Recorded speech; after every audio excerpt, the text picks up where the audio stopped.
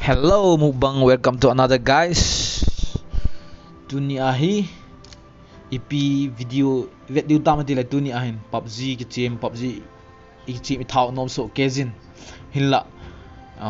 dunia hi ipi khil ham sensitivity control joystick iti di ham so iti copy wa iti transfer wa hello le phone chung khana na ki what sensitivity na control ho chu achu mana hin bu nom ten iti na man di ham ti ho chu yung khil di mi tam tan wa henan te hin la ke ta bonga noob hello le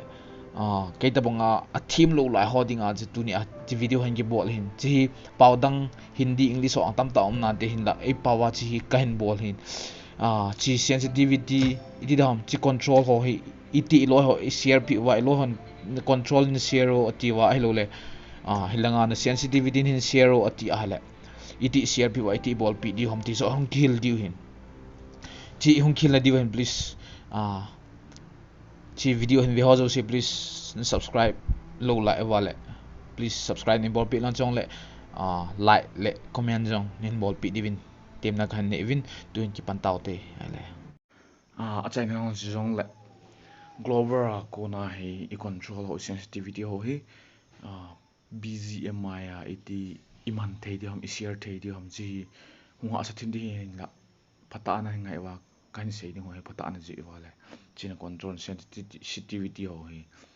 BGMi na man thei hi ti su at kan hin li ai le tunin hin veotin ai lo tu la hin PUBG ki team ta sensitivity ai lo le control hoi ta a ki sem da omen e ho hin amo ko chu iti man thei di hom ai lo le e hon jong i sensitivity hi loi ho ko ma chi ke sensitivity hi naman no ma le naman the hi ti ai ga share na theu chu ikhil di hin din ama sa penin ga ve di movement 1 2 3 omen ken alang pi a hi number 3 nei ka man hin la arena wang hi ki copy thelo ki ball thelo hi ta classic nga he hi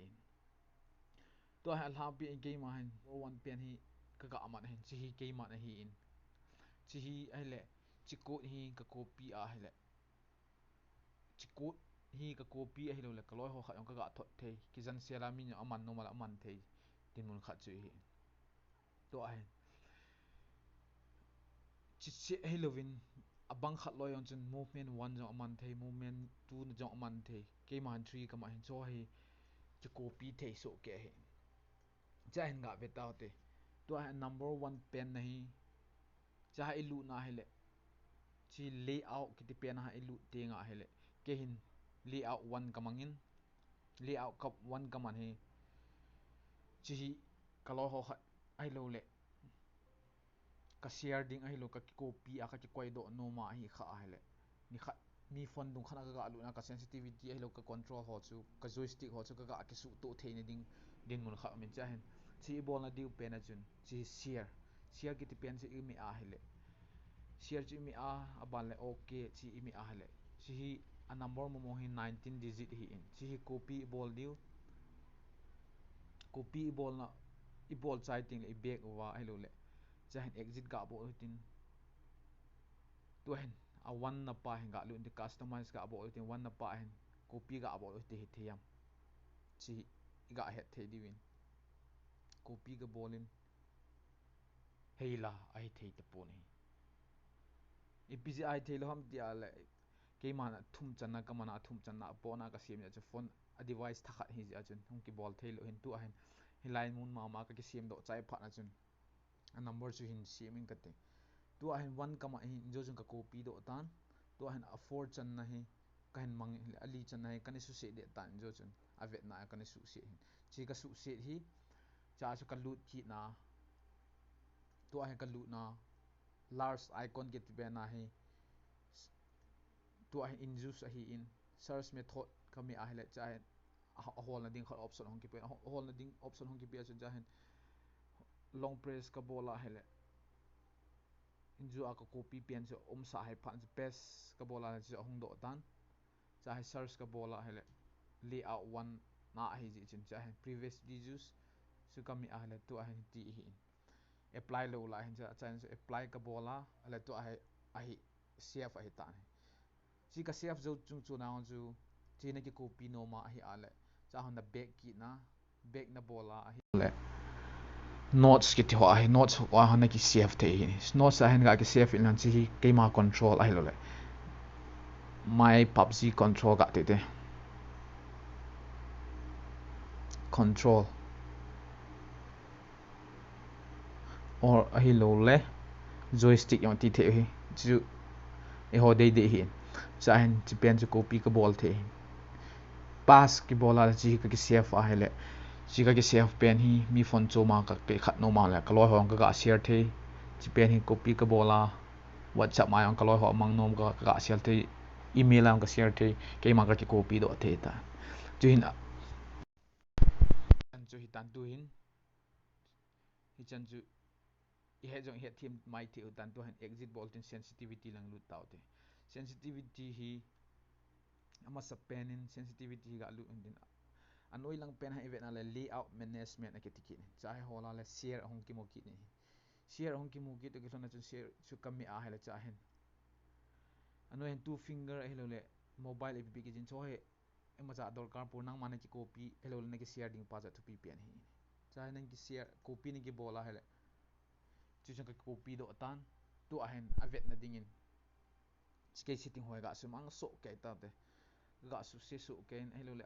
a thang pi jen zairo pa ga su sing zairo he full he jen ga mo su se ni ka te avet the ni ding in live show hin ga su sing ka ding tu a jen ga be ing ka ding ga tha vet ki le han sensitivity noi lang ho tel de ding hitan a tel de pha na chen tu a he iti injo aga ki copy pa chu kan man the ding hab layout management mama chu lu hen layout management ka lu na search method ka me ding search method a chu chi a number ong ki ta do injo ka copy pen jo hi in chi ka copy pen hi ka me lu na previously hello le use layout guys tu ni vetau te kia hai chi kia sensitivity a hi in sensitivity 0 ads 0 hello le chi full de abona ka ma hin chi iti ka copy ka loi ho ka sian pi da hello le chi iti ken ka ki copy the ding ham chi ki hil tau te tu a hin layout management ga me leng layout management a hin chi share hong ki jin chi share pa hai chi number se si hu copy ka bol the in chi copy ga ki bol in ka ki copy in chi pen jo in zo abang banga ju kain et ki ding in my pubg control ka tin aban pa hin tu a hin my sensitivity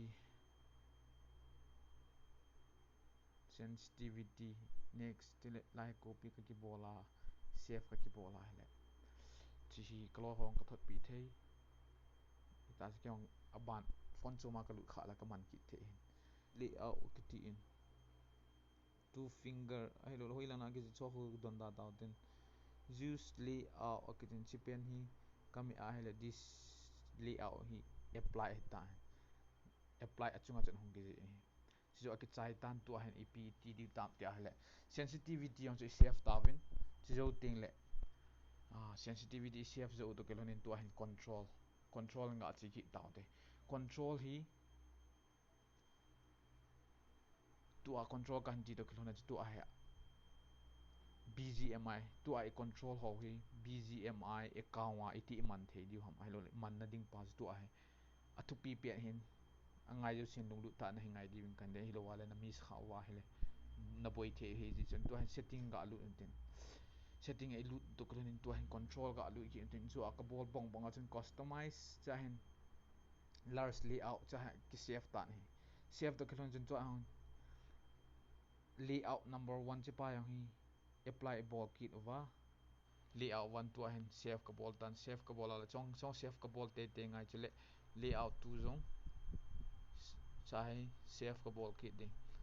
chahe icon large icon kit pen pa apply ka bola save ball te ngai epg name tile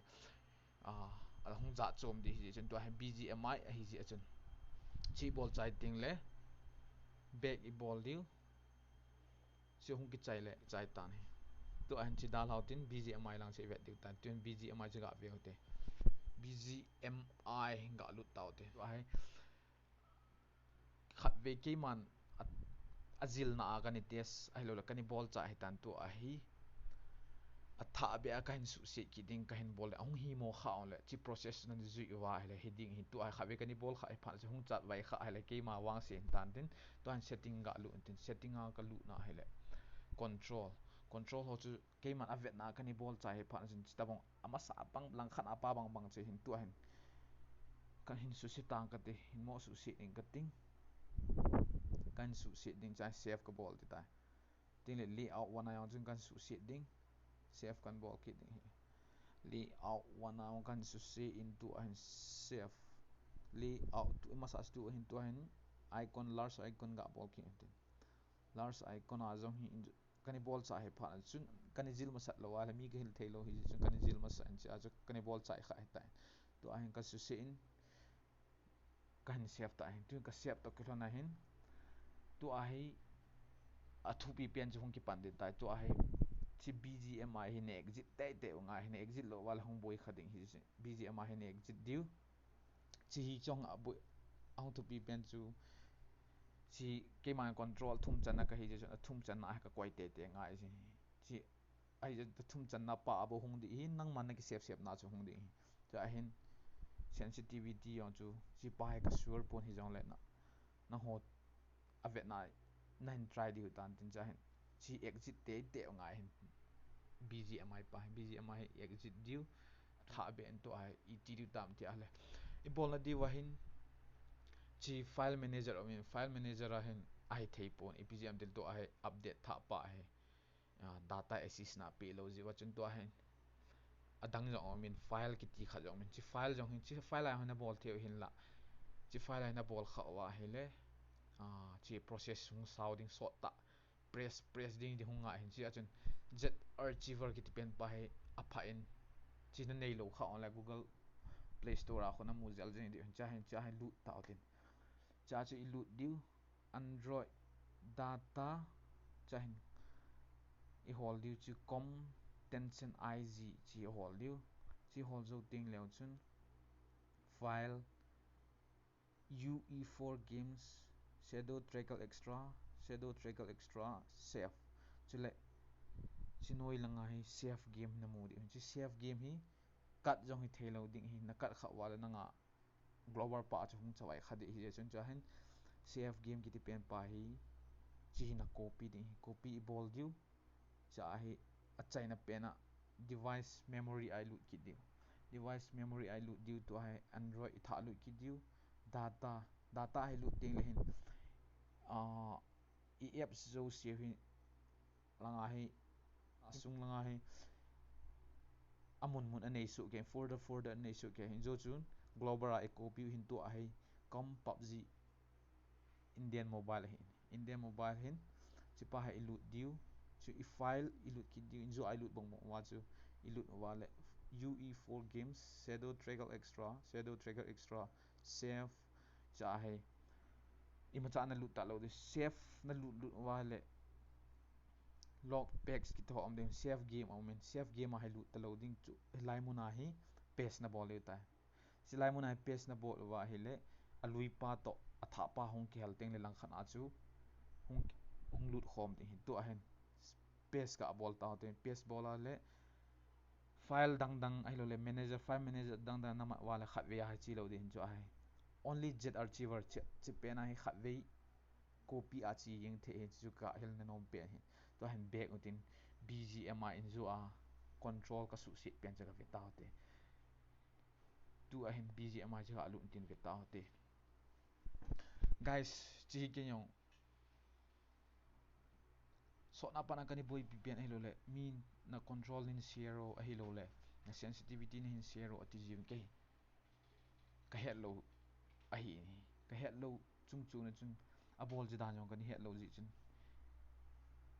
Hindi English ai lo le pau dang a sem ho wa ka hin bol do in kahin Vietnam tu ni ahe kahin Vietnam tham hat kahin het ho chu e hola ong share the he lo le ga phat chom pi ne the abai lam ahi kha ala ti a ipijin em de le control hi e ma la e man e ki sim thua in ball thu ten la ha jing hi aluya iman thei pa cha tha ki mang thei ji po hi chi a chun ke jong ka ball thei chan kahin bola he lo le kyong youtube ma hindi a ho kahin Vietnam kahin ball hin ke ma het na awang kahin ball hi pon si hi ke ma in ka ball thi ti nei pon mi in pau danga a hin se ho chu kahin ball thu hi in tu a hin control chu ga ve tau te control che bola le ani se ta ni i bizinem dile chi ka ball pen pa hi ama sa ka ni ball ta je chen chawai kha hi in chin tu a ka ball pang bangai na ball wa hele na control lo langa na save pa chu langa hung do ding hi chi hi ipizin update game ma khabe kani ball chai tan kani ball chai jawa ka su se je achu save game ma ani ki koi ho zo se chu khatve ki save hi ta je chen tu a ka su se pa hi hung hi the ai lo le hung chawai kha hi in ki cha na de ima ampoi copy hi ji chin copy anaga paste mai hi ji chin ki cha ding ma cha ampoi a hi chi hi 100% sure ka hi in hi ipizin de la chi ke man khabe global apa ka copy jawa chi ka bol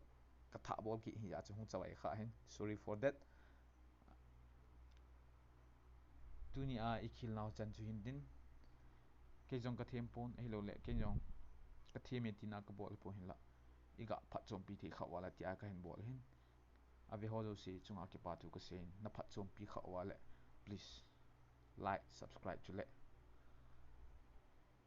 na ki pa naw ai lo le abana bol kit ding ho naga boin ho kha ai le comment na hin bo wa ke jong pau danga ka hin vet na ai lo le pau dang ai lo hindi he ho dinga wan chu ning chat jing hi hin la hindi hello ho na boy now ai lo le grass hack ai lo le no recoil to a no recoil grass hack ki ho hi ke jong in pau danga ko nai kan bola kan ki thopi the hin la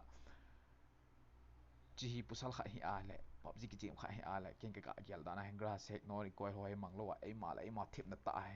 input do ai ki chep di wa kan ta kan team ki win chule is description hanga available hen it global account to BGMi transferable wa chule BGMi transferable wa hele iti ki bol ham ti ho jong chu kahin ko kan sim sa hin chi nei vet lo khawala nei vet the hin chule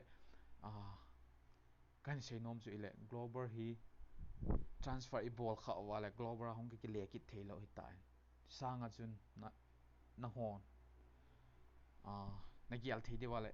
BGMi global zone ke chip ko wa BGMi on ke chip di hi kha ale transfer ball lo win new account sim leo chin ho ding a phat chum na ta kha mi the PGM tile ki le chi thei de lo hi ji khun opposition ke jong tu ai account pa hi skin ka dei de tam ta ki nga zo nu nga hin ke hin kani gial la global ho to yong ki team khom the din ti a kani gial la kani ball hi hin la I'm so sorry kitila cha ke ma ha sa kan sa le kan I dan chu BGMi chu ki loot no be se lo BGM tile global chu anno min mi jong I loi jong tam ta ji chun kan ki si ma jing hin la ka se chu na ngai kha wa hele na la thi kha wa la chi account hi atha zo ki si win lang hi leo chun na ho adinga jong global na ki chep no kha wa la nan man the ki no hi ti na kan se hin please subscribe lo ha subscribe bol pi lang nen support ding kong temin na boina omale ke to jing te comment anoiza nen bol pi win thank you guys thank you for watching